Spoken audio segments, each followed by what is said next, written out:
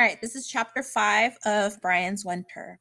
The morning dawned cold, more ice around the edge of the lake, and the geese and ducks were flying almost constantly now. And after he rekindled the fire, Brian went to work at once on the rabbit skins. He folded the rectangle over on itself with the fur on the inside and sewed up the sides, leaving two holes about 6 inches across at the top on each side. Then cut a hole large enough for his head in the fold, and pulled the whole thing down over his head, sticking his arms through the holes as he did so. It made a perfect vest, he thought, looking down at it himself. Maybe not perfect. It actually looked pretty tacky, with bits of dried flesh still stuck on the hides here and there, and the crude lacing. But it was warm, very warm, and within moments he was sweating, and realized that it was more than he needed. He had to take it off. He set it aside and was about to get back to work on the arrows. He still had to fletch them, put feathers on the shafts, when he remembered the wolves. He trotted up to mark his boundary stump and came around the corner near the stump and stopped dead. Facing him was a wolf, a big male, his head covered with fresh blood. He was holding a large piece of meat with a bone in the center of his mouth, and he didn't growl or look at Brian with anything but mild curiosity. They stood that way, Brian with no weapon and nothing in his mind but peeing on the stump, and the wolf holding the meat. And then the wolf turned and trotted off to the left and was gone. But he had come from the right, Brian thought. Somewhere to the right, as he watched, another wolf came by from the right with another piece of meat, though slightly smaller, and trotted easily off to the left, following the first one. And Brian was alone. He stood, waiting, and when no more wolves came, he relaxed his shoulders, which had been straining, and thought of what he had just seen. They must have been the wolves that had sung the night before, just as he went to sleep. They had hunted well, and he smiled, thinking how they must feel, how he felt when it went well, and turned to go to his stump. When he thought again, they had been carrying meat, fresh meat. He did not know what kind it was, but it must have been a large animal, maybe a deer, and they seemed to be done with it. Maybe there's something left of the kill, he thought. If I can find it, maybe if there's something left I can use. He started off the way the wolves had come, but stopped again, thought a moment, then trotted back to camp and got his knife and hatchet and fire-hardened spear. Knowing the woods as he did, he knew there was a chance that he would not be the only thing looking at the wolves' kill. He started back up in the direction the wolves had come from, and hadn't gone 100 yards when he came to it. It had been a deer, a young doe. There were dozens around, and Brian had thought of hunting them. But his weapons were light, and it was hard to get close to them, so he settled for rabbits and fish and fellbirds. She had been the crash he had heard in the night when the wolves howled, and he stopped before the kill to read sign. The doe was on the near side of a small clearing. She must have run out of the far side with the wolves nearly on her, and they caught her and held her while they tore at her to kill her. She must have thrashed around a good deal because the grass was bloody across 30 or so feet, and the ground was torn up. But they had taken her down. Brian could see her tracks where they'd come into the clearing, and where the dirt was torn, he could see the wolf tracks, and he closed his eyes for a moment and imagined what it had been like. The deer running through the brush, the wolves gaining, then setting their teeth in her and dragging her back and down. He shook his head and came back to reality.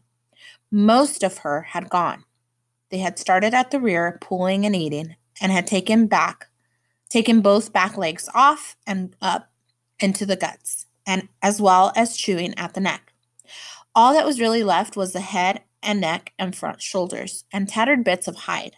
The whole thing looking like a roadkill hit by a semi. Brian smiled. It's a treasure, he thought, and actually started to salivate, and then smiled more widely as he had a fleeting image of back in the world and what they would think if they could see him now, salivating over what amounted to a roadkill. He would have to work fast. Other predators, a bear, foxes, perhaps more wolves, could come along at any moment, and until he got to the protection of the fire, he wasn't sure he could hold his new wealth.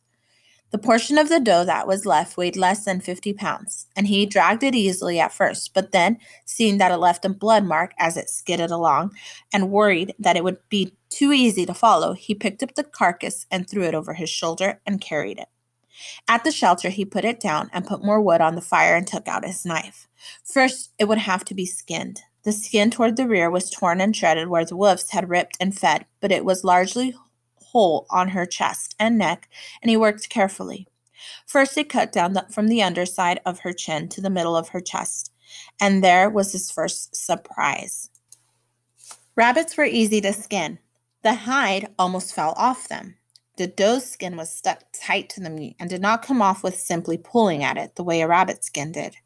Brian had to use the tip of the knife to cut the skin away from the flesh, peeling it back 1/4 of an inch at a time, and it took him the better part of an hour, working constantly to get the hide loose, cutting it off the front legs and up the neck to the back of the head. The doe's eyes bothered him at first. They were large and brown and open, and seemed to be watching him as he turned and cut and pulled, and he apologized for what had happened to her, what he was doing to her. It did not ease his discomfort, but he hoped the spirit of the deer knew what he was feeling, and he promised that none of what was there would be wasted. And what a lot of it there was, more than he'd seen since he crashed. The hide, much tougher and thicker than the rabbit skins, was big enough to nearly make another vest, and he laid it near the side of his shelter to dry while he worked at the meat. The wolves had fed until they were gorged and must have then taken what they could carry back to their den. But he was amazed at how much meat there was left. He started cutting it off in strips, lean red meat, which he laid on a flat rock. Just off one shoulder there was more meat than he'd ever seen together in one place outside a supermarket. A good 6 or 7 pounds with no bone in it. And then the other shoulder, and then on top going up to the neck. And when he was finally done, just at dark, he figured he had 25 or 30 pounds of meat. He made a huge stew, boiling close to 6 pounds of the meat, sitting by the fire in his rabbit skin vest as the evening chill came down. Then he ate and ate and ate. And when he was done, there was still meat and broth left. He dozed, slept, and awakened in the middle of the night and ate some more, drank some more of the broth, and there was still some left. He awakened in the morning with a stomach still bulging full and grease on his lips, and something close to joy in his heart. He was not done with the body of the doe. The head bothered him, the way her eyes seemed to see things, and he separated it from the neck bones and took it up and set it on the fork of a tree well off the ground, looking over the lake. He wasn't sure why, but it seemed to be the right thing to do, and he thanked her again for her meat before turning back to work. The freezes at night had done away with the flies, so they didn't bother the meat, and he spread the pieces out to give them air, and by the middle of the afternoon he could see they were drying into a kind of jerky in the sun. But before that, he went to work on the bones. There was still a lot of meat on them, and he chopped them up with the hatchet and kept a pot boiling all day to boil the meat and marrow from them. When it was finally done, again in late afternoon, he was surprised to see the liquid in the pot become semi-hard, like jello, and turned into a thick mass full of bits of cooked meat. This he ate for the evening meal, or about half of it, spooning it in thick glops, and when he was at last back in his shelter, the meat stored safely in the rear and the pot set aside from the fire for the night, still half full. He felt like the richest man on earth. It was very hard to concentrate on working. Everything in him wanted to sleep now. He'd never been so full, and the shelter was warm and snug, and all he really wanted to do was close his eyes and sleep and end the day. But he could not forget the bear attack or the rain and cold, and he knew that the good weather and his luck wouldn't last. And he had really no time to waste. He took the arrows out and rummaged around in the survival pack for his feather stash. He had found early on that foul bird's feathers from the wing and tail worked the best for arrows. And he had saved every wing and tail feather from every foul bird that he had shot and took them out now. These arrows were different. They were heavier, and he worried that the width of the point could catch the air and counteract the feathers in some way. The solution, he felt, was to make the feathers longer.